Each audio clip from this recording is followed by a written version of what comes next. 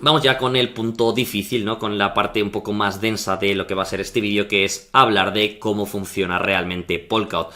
Cuando veamos esto, ya sí que, vais a entender realmente a qué me refiero con todo lo que he venido comentando, porque al final hemos hecho una pequeña introducción y muchas de las cosas pues os he tenido que decir que las explicaríamos más adelante, y aquí es donde vamos a realmente hablar de todas ellas. Pero bueno, antes de empezar, Polkadot hemos dicho que es un protocolo de red que permite que información arbitraria, no solo tokens, puede ser de activos, datos, de cualquier cosa, se mueva entre distintas blockchains. Esto permite crear un protocolo de computación distribuida real. Es decir, en blockchains como Ethereum, al menos solo si tenemos en cuenta la blockchain, luego podríamos hablar de soluciones de capa 2 que en parte solucionan esto, pero Ethereum como tal es un proyecto lineal, es un proyecto secuencial. Es un proyecto en el que, por ejemplo, para crear para poder procesar nuevas transacciones tienen que haberse resuelto todas las transacciones anteriores. Es decir, si tú quieres generar un bloque con una serie de transacciones, ya tiene que estar necesariamente terminado el bloque anterior. Esto es una limitación. Es lo mismo que cuando hablamos de computación. Si tú tienes una computación secuencial, vas a hacer esto, un programa va a hacer esto, luego esto, y va a ir un poco pues en orden. Sin embargo, la clave aquí está en la computación paralela, la computación distribuida, en la cual no vamos a tener que seguir esta secuencialidad, sino que vamos a ir en paralelo, ¿no? Va a haber varios actores dentro de esta red que van a ir haciendo computación, generando bloques y validando transacciones a la vez, por así decirlo. Y esto, por supuesto, se ve muy reflejado en lo que es el rendimiento, ¿no? del sistema. Bueno, esto es Polkadot, como os pongo por aquí. Básicamente, hemos hablado de que las parachains es el nombre que reciben pues las blockchains independientes que están dentro de Polkadot, que son estas que estaréis viendo por aquí, ¿no? De hecho, podemos ver como parachain slot, podríamos traducirlo como hueco para parachains, si están conectadas, ¿no? Por cierto, ya os voy introduciendo que esta cantidad de slots, esta cantidad de huecos es limitada, ya os diré cuánto. Y bueno, todo al final forma parte de la relay chain, que es la cadena que interconecta un poco todo esto. Además, las propias parachains, ¿no? Como esta que estaréis viendo por aquí, pueden estar conectadas con otras blockchains, ¿no? Pueden tener puentes o pueden tener algún tipo de interconexión, es decir, no solo estar conectadas con lo que es todo el ecosistema de Polkadot, sino también con cosas o blockchains que sean externas a Polkadot. Y además luego también tienen lo que se conoce como los parathreads, las pools de parathreads, que de alguna forma son, o vamos a entenderlas como versiones más reducidas de una parachain, y que en lugar de ocupar pues cada parathread un hueco de ejecución, un hueco de computación, realmente comparten, entre varios de ellos comparten uno solo y se van turnando, ¿no? Esto no os preocupéis si no lo habéis entendido ahora, porque vamos a explicar con más detalle un poquito más adelante. Bien, ¿qué elementos forman parte de la arquitectura o vamos a decir, de la tecnología o del proyecto de Polkadot? Pues realmente los 4 más importantes son estos que estaréis viendo por aquí: la relay chain, las parachains, los parathreads y los bridges. Y vamos a hablar, pues como es obvio, de cada uno de ellos con un poquito más de detalle. La relay chain. La relay es el núcleo de la red de Polkadot. Su responsabilidad principal es coordinar todo el sistema como conjunto, es decir, que todo pues funcione a la vez. Todos los validadores de Polkadot están en staking en la relay chain y validan transacciones para ella. En sí misma es una cadena de bloques, pero con una funcionalidad muy limitada. De hecho, entre otras cosas, no soporta la ejecución de contratos inteligentes.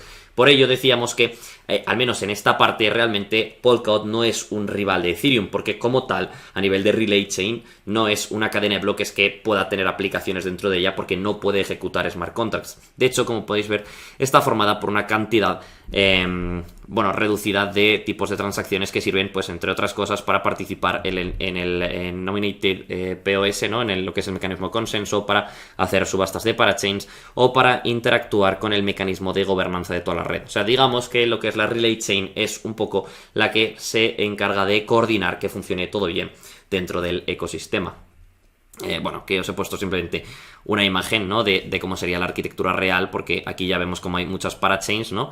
De hecho, ya os voy diciendo que más o menos se calcula que puede llegar a haber en total unas 100 parachains distintas, unos 100 huecos de ejecución distintos, ¿no? Y podemos ver cómo realmente la relay chain, que sería un poco esto del medio, se encarga de interconectarlos unos con otros. Bueno, sí, esto es justo lo que os comentaba. Polkadot puede soportar un número concreto de espacios de ejecución, que son estos execution slots, similares a los cores de la CPU de un ordenador. Cada core puede ejecutar un solo proceso al mismo tiempo. Es decir, realmente esto no es infinito, no puede haber infinitas blockchains que se conecten a Polkadot, sino que hay un número reducido de ellos, pero cada proyecto que consiga un hueco de ejecución puede ejecutar lo que tenga que ejecutar, ya sean transacciones o sea lo que sea, independientemente de lo que hagan otros, ¿no? Es justo esto que estaréis viendo por aquí. El método actual de computación, el que utilizan blockchains como la Ethereum, es, vale, ahora ejecuta este programa termina, se ejecuta el siguiente programa, este programa termina, se ejecuta el siguiente y así de forma lineal. Sin embargo, podemos ver cómo en Polkadot cada programa puede ejecutarse a su rollo sin de alguna forma intervenir o molestar a los distintos programas, o sea, a otros programas diferentes, ¿no? Por tanto, aquí el rendimiento, como podéis ver, es mucho mayor. Bien. Bueno, me salto una cosa, perdón. Polkadot ofrece dos modelos de suscripción para sus execution slots, ¿no? Dos modelos de suscripción para participar dentro de su ecosistema, como son las parachains y los parathreads, que esto ya lo habíamos visto. Las parachains tienen su propio execution slot 100% dedicado a su cadena, es decir, es un execution slot, un hueco para ejecutarse, que solo lo pueden utilizar ellos y lo tienen disponible todo el tiempo. De hecho, las parachains son procesos, no programas, vamos a decir, aunque no es exactamente un programa, pero son procesos, cadenas de bloques realmente que se ejecutan todo el rato, es decir, no paran, no tienen un tiempo de descanso en ningún momento. Y así a modo de curiosidad, el concepto de parachain viene de parallelized chains, ¿no? Cadenas paralelas. En general, todas las parachains son blockchains, son cadenas de bloques independientes, aunque no existe ninguna restricción que las obliga a ello. Es decir, un proyecto podría alquilar un execution slot dentro de Polkadot y realmente no ejecutar ahí una cadena de bloques, sino ejecutar ahí pues otra cosa, ¿no? Como una estructura DAG o cualquier cosa loca que se os ocurra. Al final realmente estamos hablando de computación, entonces puedes ejecutar ahí lo que quieras. Todas las parachains comparten su seguridad en la Relay Chain con lo que se conoce como el Shared Security, ¿no? La seguridad compartida. Esto garantiza que la validez del sistema completo puede persistir y que ninguna parte individual se puede corromper, ¿no? No es corrompible. Al final, la seguridad de todas ellas depende de los validadores que están dentro de la Relay Chain. Las parachains se pueden comunicar entre ellas gracias al formato XCM, que es un formato, no es un protocolo, que ha desarrollado, o mejor dicho, está desarrollando porque no lo han sacado al 100% todavía. Es un protocolo, un formato de comunicación, que es el que permite interconectar las blockchains de forma muy eficiente. Las parachains son a su vez gestionadas por el collator, encargado de recolectar las transacciones de los usuarios y de generar las pruebas de transición de estado para los validadores de la Relay Chain. Aquí podéis ver justo que, como entrada la parachain recibe la información de los collators, que básicamente pues son transacciones, aunque podrían ser también otras cosas. Esta la reciben, ¿no?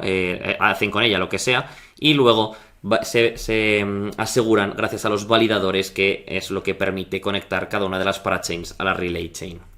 Bien, ¿y qué son esto de los parathreads? Básicamente comparten en grupo un execution slot. Habíamos dicho que las parachains pueden tener su propio execution slot, pues los parathreads no pueden tener el suyo propio, sino que comparten entre ellos uno, ¿no? Hay varios juntos y pues lo tienen que repartir. Son procesos que necesitan ser despertados y ejecutados con menor frecuencia. Al final, una parachain, como hemos dicho, pues tiene que estar ejecutándose todo el tiempo. Sin embargo, un parathread a lo mejor solo tiene que ejecutar pues en unas determinadas horas del día, así que todo el rato se van turnando. Son procesos que se despiertan. Bueno, para los que no seáis informáticos, a lo mejor el concepto de que se despierte un proceso os explota un poco la cabeza. Digamos que son programas que inician, ejecutan lo que tengan que ejecutar durante una serie de tiempo y se acaban, ¿no? Se apagan, se duermen y se quedan ahí en suspensión, por así decirlo, hasta que les vuelva a tener que, o les toque volver a ejecutarse. Pero bueno, esto es algo que simplemente se va, hay algoritmos y hay formas de ir distribuyendo los recursos, en este caso el execution slot,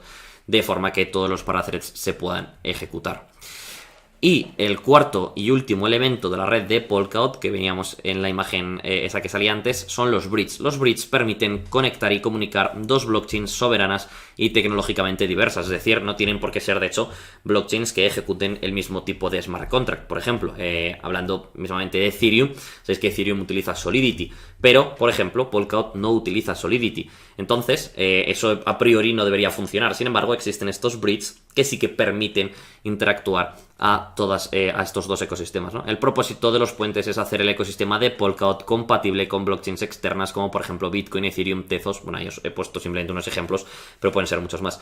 Aunque ya existen, actualmente no tienen una gran usabilidad dentro de Polkadot. Porque, bueno, Polkadot hay que decir que es un ecosistema que está empezando, entre comillas, porque realmente, aunque es público desde mayo de 2020, las parachains no están operativas, o sea, solo están operativas desde más o menos diciembre de 2021, o sea, llevan pocos meses. Así que realmente lo que está pasando ahora es que el ecosistema está creciendo dentro de sí mismo, pero no está todavía muy conectado. O sea, sí que está conectado, pero realmente no tienen una gran usabilidad. O sea, no hay tantas aplicaciones a día de hoy dentro de Polkadot que necesiten, por ejemplo, estar conectadas con Ethereum. Pero bueno, aquí está la tecnología y el día de mañana, cuando todo este ecosistema ya termine de crecer, seguro que todos estos bridges y todas estas cosas sí que tienen mucha utilidad.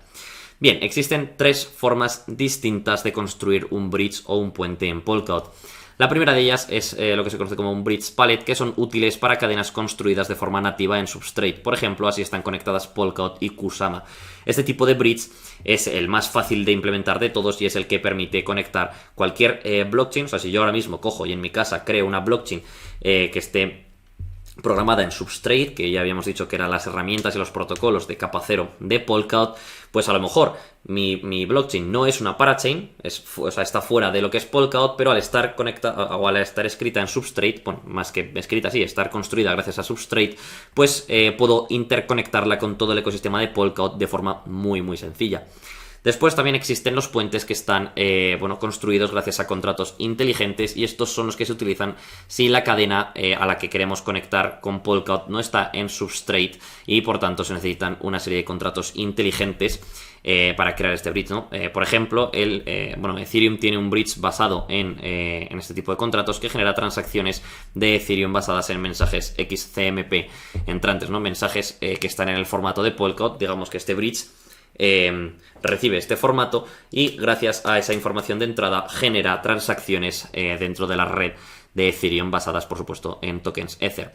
Y ya por último tenemos el siguiente tipo de bridge, que la verdad este no es muy útil, que son lo que se conocen como protocolos de alto nivel, que son útiles si se quiere conectar con una blockchain que no soporte contratos inteligentes. Y lo tapa un poco mi cámara, pero un ejemplo de tecnología que se utiliza para este tipo de cosas es Xclaim. Pero vamos, que esto realmente, como digo, no es algo excesivamente relevante. Los más importantes son los 2 primeros tipos de puentes.